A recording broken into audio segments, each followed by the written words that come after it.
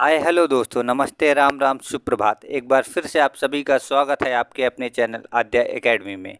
और मैं हाजिर हूँ एक नई व्याकरण की वीडियो के साथ। तो दोस्तों, हमने पत्र लेखन पढ़ा है और आई होप दोस्तों वो क्लास आपको पसंद आई होगी, क्योंकि वो जो आपका टॉपिक बनाया गया था वो आपके पिछले साल के आए हुए सारे क्वेश्चनों के आधार पे ही आपका पूरा टॉपिक बनाया गया था। तो आज दोस्तों हम अलंकार के बारे में पढ़ेंगे। और अलंकार को हमने 3 पार्टों में बांटा है। पहले वीडियो में हम एक पार्ट में हम पढ़ेंगे शब्दालंकार, दूसरे में हम अर्थालंकार पढ़ेंगे और तीसरे पार्ट में हम अलंकार को ट्रिक के माध्यम से जानेंगे कि हम ट्रिक से उदाहरण के द्वारा हम कौन सी ट्रिक से हम अलंकार को पहचानेंगे। तो चलिए हम देर ना करते हुए हम अपने टॉपिक पे आते हैं। तो अलंकार है क्या? अलंकार किस शब्द से मिलकर बना है? तो अलंकार जो हमारा है वो हमारा अलम प्लस कार से मिलकर बना है। किससे बना है? अलम प्लस कार से मिलकर बना। और अलम का अर्थ होता है शोभा या सजावट। क्या होता है अलम का अर्थ? होता है अलम का अर्थ होता है शोभा या सजावट, और कार का अर्थ होता है करने वाला। क्या होता है? अलम का अर्थ आपका शोभा या सजावट होता है और कार का अर्थ होता है करने वाला। इसका मतलब क्या हुआ? इसका मतलब हुआ दोस्तों कि काव्य की शोभा बढ़ाने वाले तत्वों को हम अलंकार कहते हैं। अलंकार हम किसे कहते हैं? तो अलंकार हम कहते हैं काव्य की शोभा बढ़ाने वाले तत्वों को अलंकार कहते हैं। या आप इस प्रकार से समझते हैं, जैसे मनुष्य की शोभा आभूषणों से बढ़ती है। जैसे महिलाएं होती हैं तो वो अच्छे अच्छे वो आभूषण पहन लेती है। क्या पहनती है? आभूषण जब पहनती है तो उनकी सुंदरता और बढ़ जाती है। उसी प्रकार अलंकार है। अलंकार जो शब्द जो होते हैं या जो आपका वाक्य होता है, उसमें जब अलंकार का प्रयोग किया जाता है, किसका प्रयोग किया जाता है? अलंकार का जब प्रयोग किया जाता है तो उसकी शोभा और बढ़ जाती है। जिस प्रकार मनुष्य की शोभा उसके आभूषणों से बनती है, उसी प्रकार काव्य की शोभा हमारे किससे बनती है? काव्य की शोभा अलंकार से बढ़ती है। ठीक है, तो आपको समझ में आया होगा इसकी परिभाषा की हमारी परिभाषा क्या कह रही है। अलंकार किसे कहते हैं? तो अलंकार जो है काव्य की शोभा बढ़ाने वाले तत्वों को हम अलंकार कहते हैं। अब अलंकार के प्रकार हम देखते हैं। अलंकार के प्रकार कितने होते हैं? तो अलंकार 3 प्रकार के होते हैं। कौन कौन से? आपका पहला आपका शब्दालंकार होगा, दूसरा आपका अर्थालंकार होगा और तीसरा आपका उभयालंकार होगा। तो सबसे ज़्यादा आपका क्वेश्चन शब्दालंकार और अर्थालंकार से बनता है। ठीक है, उभयालंकार से क्वेश्चन बहुत रेयर टू रेयर केस में बनते हैं। या तो आप ये समझ लीजिए कि जो बड़े एग्जाम होते हैं उसमें उभयालंकार से बनते हैं। तो हम शब्दालंकार को हम कवर करेंगे। आज के हम पार्ट में शब्दालंकार को हम कवर करेंगे। अब शब्दालंकार किसे कहते हैं? शब्दालंकार कहते हैं जिस अलंकार में शब्दों के माध्यम से चमत्कार उत्पन्न हो। मतलब शब्दों के माध्यम से उसकी शोभा बढ़े। जिस भी काव्य की शोभा शब्दों के माध्यम से बढ़े उसी को हम शब्दालंकार कहते हैं। क्या कहते हैं? शब्दालंकार। अब शब्दालंकार के प्रकार कितने प्रकार के होते हैं? तो शब्दालंकार के जो आपके मेन प्रकार हैं, आपको शब्दालंकार में 3 अलंकार पढ़ने हैं। कौन कौन से? आपका अनुप्रास अलंकार हो गया, अनुप्रास हो गया एक, और दूसरा आपका श्लेष हो गया, तीसरा आपका यमक अलंकार। ये 3 आपके मोस्ट इम्पॉर्टेंट अलंकार शब्दालंकार में आते हैं, जो बार बार आपके एग्जाम में पूछे जाते हैं। तो हम शब्दालंकार को हम जानेंगे। शब्दालंकार में हम अनुप्रास अलंकार को हम पढ़ेंगे। तो अनुप्रास अलंकार किसे कहते हैं? उसकी परिभाषा, जहाँ एक ही वर्ण की आवृत्ति कई बार हो। एक ही वर्ण की आवृत्ति क्या हो? कई बार हो, उसे हम क्या कहते हैं? शब्दालंकार। जैसे हम उदाहरण हम देखेंगे तो तरन तनुजा तट तमार तरुवर बहुछाय। अब इसमें कौन से वर्ण की आवृत्ति हुई? ता वर्ण की आवृत्ति बार बार हुई है। जैसे आपका तरन में ता हो गया, तनुजा में ता हो गया, तट में ता हो गया, तमार में ता हो गया और तरुवर में ता हो गया। मतलब ता वर्ण की आवृत्ति बार बार हुई है। ता वर्ण की आवृत्ति क्या हुई है? ता वर्ण की आवृत्ति बार बार हुई है। तो इसे हम क्या कहेंगे? इसे हम कहेंगे आपका अनुप्रास अलंकार कहेंगे। कौन सा अलंकार कहेंगे? अनुप्रास अलंकार इसे हम बोलेंगे। अगला क्या है आपका, अगला है आपका अब अनुप्रास अलंकार के भेद कितने होते हैं। तो आपके अनुप्रास अलंकार के 5 भेद होते हैं। कितने होते हैं अनुप्रास अलंकार के भेद? अनुप्रास अलंकार के आपके भेद होते हैं 5 प्रकार के अनुप्रास अलंकार के भेद होते हैं। 5 प्रकार के भेद होते हैं। पहला कौन सा आपका? 6 का अनुप्रास होता है। कौन सा अलंकार? 6 का अनुप्रास। 6 का अनुप्रास किसे कहते हैं? जहाँ को वर्ण लगातार 2 बार आए, जहाँ पर वर्ण जो है कितनी बार आए? लगातार 2 बार आए, वहाँ पे आपका 6 का अनुप्रास हो जाएगा। जैसे हम उदाहरण से हम समझेंगे। उदाहरण क्या है हमारा? शूर समर करनी करहीं। क्या होगा? शूर समर करनी करहीं। तो एक वर्ण जहाँ पे 2 बार आए, जैसे इसमें शूर और समर में सा जो है आपका 2 बार आया हुआ है। क्या? आपका सा जो है 2 बार आया हुआ है। और करनी और कराही में आपका का जो है आपका 2 बार आया है। क्या आया हुआ है? का आपका 2 बार आया हुआ है। तो आपका इसमें कौन सा? 6 का अनुप्रास हो जाएगा। आई होप दोस्तों समझ में आया होगा। अब वृत्त्यानुप्रास क्या होता है? वृत्त्यानुप्रास जहाँ पर एक वर्ण की आवृत्ति 2 से अधिक बार हुई हो। कितनी बार? 2 से अधिक बार हुई हो, तो वहाँ पे आपका वृत्त्यानुप्रास होता है। जैसे आपका सुख समूह सम्रट भट नागर। हम उदाहरण क्या है हमारा? उदाहरण है हमारा सुख समूह सम्रट भट नागर। इसमें सा वर्ण का जो है आवृत्ति 2 से अधिक बार हुआ है। 3 बार, देखिए इसमें 3 बार हुआ है, सा 3 बार हुआ है। तो इसमें क्या हो जाएगा? वृत्त्यानुप्रास। 2 बार हो तो आपका 6 का अनुप्रास, 2 से अधिक बार हो तो आपका कौन सा अनुप्रास हो जाएगा? वृत्त्यानुप्रास हो जाएगा। अगला हमारा क्या है? अगला हमारा लाटानुप्रास हो जाएगा। कौन सा हो जाएगा? लाटानुप्रास। जहाँ किसी वाक्य या उपवाक्य की आवृत्ति उसी अर्थ में हो किंतु उसके मूल अर्थ में अंतर हो, वहाँ पे लाटानुप्रास होता है।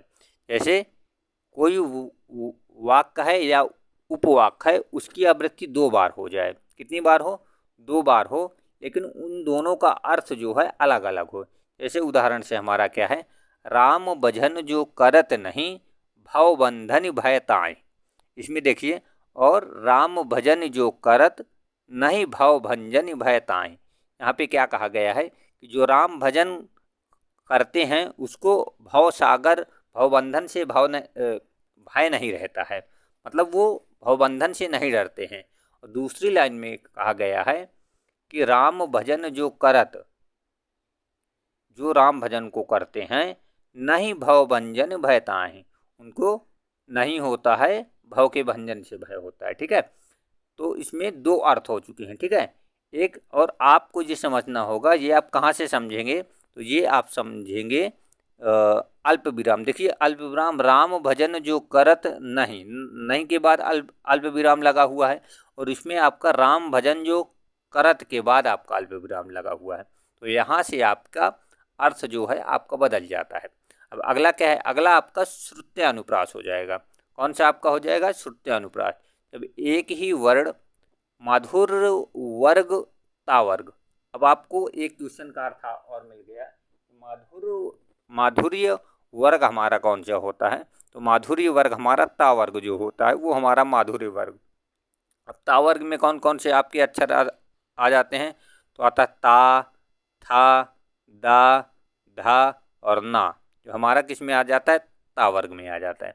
इसकी आवृत्ति जब बार बार हो तो आपका वहाँ पे श्रुत्यानुप्रास होता है। जैसे उदाहरण में दीनांत था ते थे दीनानाथ डूबते, सधेनु आते गृह ग्वाल बाल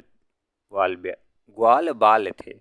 दीनांत था ते दीनानाथ डूबते, सधेनु आते गृह ग्वाल बाल थे। अब दीनांत में दा, फिर आपका ये था हो गया, दा हो गया, ना हो गया। इसमें देखिए ता वर्ग की ही आवृत्ति बार बार हुई है, तो आपका कौन सा वर्ण हो जाएगा? श्रुत्यानुप्रास हो जाएगा। अब अंतिम आपका हो जाएगा अंत्यानुप्रास। कौन सा हो जाएगा? 5वां आपका हो जाएगा अंत्यानुप्रास। अंत्यानुप्रास किसे कहते हैं? जब किसी पंक्ति में अंतिम अक्षर की आवृत्ति लगातार हो। क्या हो?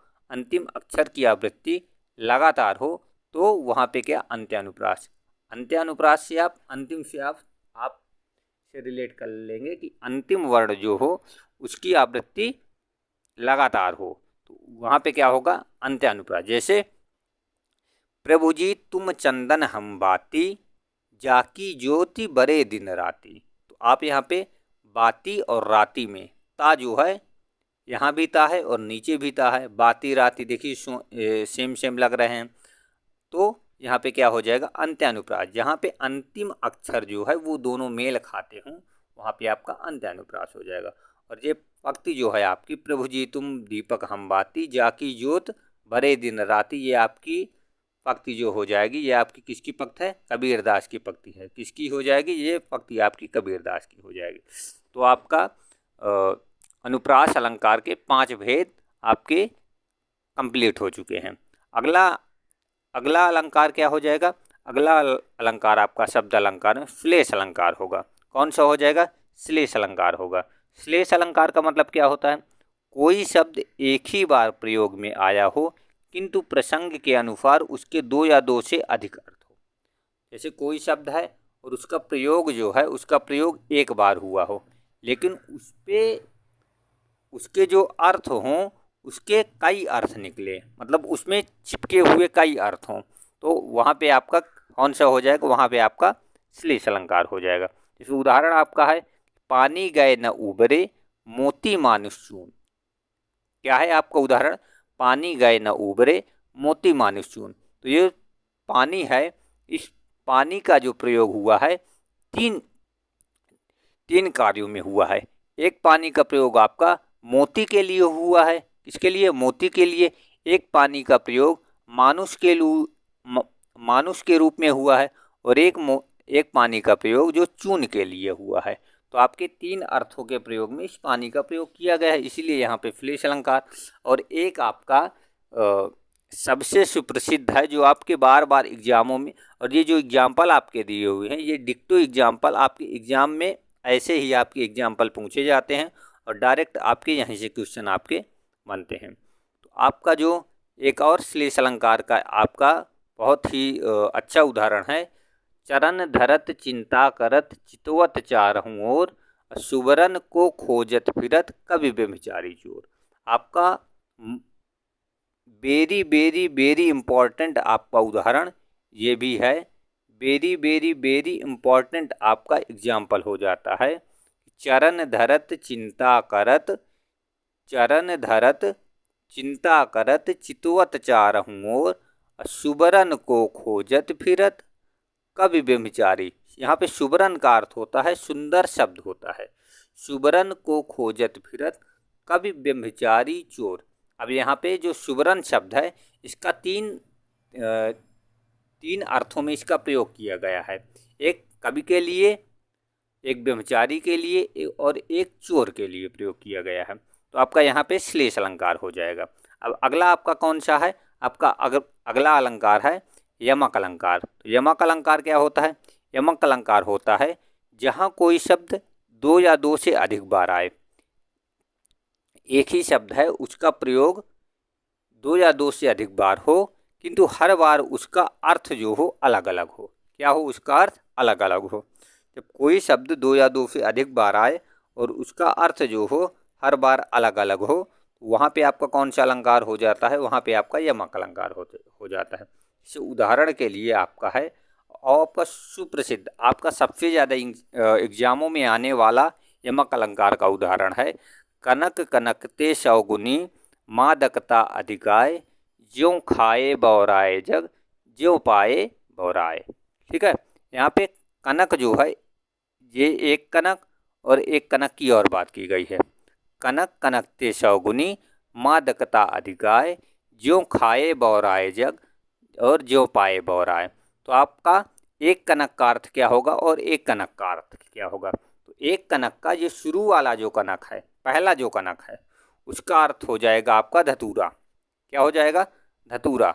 और दूसरे कनक का अर्थ क्या हो जाएगा, दूसरे कनक का अर्थ जो होता है सोना हो जाता है। क्या हो जाता है, सोना। ज्यों खाए बौराए जग, मतलब इसको खाने से, इस कनक को खाने से लोग पागल हो जाते हैं। जैसे धतूरा को लोग खा लेते हैं तो वो क्या हो जाते हैं, पागल हो जाते हैं। ज्यों खाए बौराए जग ज्यों पाए बौराए, और लोग क्या सोना भी पा जाते हैं तो उससे भी लोग बौरा जाते हैं। ठीक है, एक आपका उदाहरण है इसमें, शूर शूर तुलसी शशि उड़गन केशवदास। शूर शूर तुलसी शशि उड़गन केशवदास और अब के कवि खद्योत्मसम जहाँ तहाँ करत प्रकाश। अब यहाँ पे सूर सूर, तो एक सूर मतलब सूर्य, एक सूर्य का मतलब जो सूरज हमारा होता है, जो जिससे रोशनी मिलती है। एक सूर का मतलब सूरज हो जाएगा और एक सूर का मतलब हो जाएगा सूर्यदास। क्या हो जाएगा? एक सूर का मतलब सूरदास हो जाएगा। ठीक है, कि सूर्य जो है सूरदास जो है क्या? सूरज है। और तुलसी शशि, मतलब पहले सूरज का मतलब क्या है?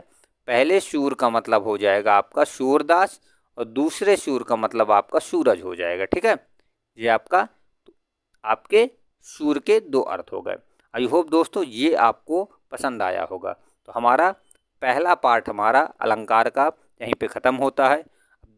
अब आपको अगर ये वीडियो पसंद आया हो तो इस चैनल को ज़रूर सब्सक्राइब करें, ताकि अगला जो हमारा पार्ट आए अलंकार का दूसरा पार्ट, और अलंकार के तीसरे पार्ट में हम आपको ट्रिक के माध्यम से अलंकार को पहचानना हम आपको बताएंगे कि किस प्रकार आप उदाहरण के माध्यम से आप अलंकार को अच्छे से आप पहचान सकते हैं। क्योंकि आपको या तो क्या होता है कि एग्ज़ाम टाइम में हमको ज़्यादा टाइम अगर नहीं मिल पा रहा है तो हम छोटी छोटी ट्रिक के माध्यम से हम उदाहरण को देखकर ही हम पहचान जाए कि इसमें ये अलंकार है। तो अगर उसको आपको देखना हो तो आप हमारे चैनल को ज़रूर सब्सक्राइब करें और अपने दोस्तों को लिंक ज़रूर भेजें, और इस परिवार को और इस चैनल को आगे बढ़ाने में हमारी मदद करें और अपना सहयोग दें। मिलते हैं अगले वीडियो में, तब तक के लिए जय हिंद, जय भारत।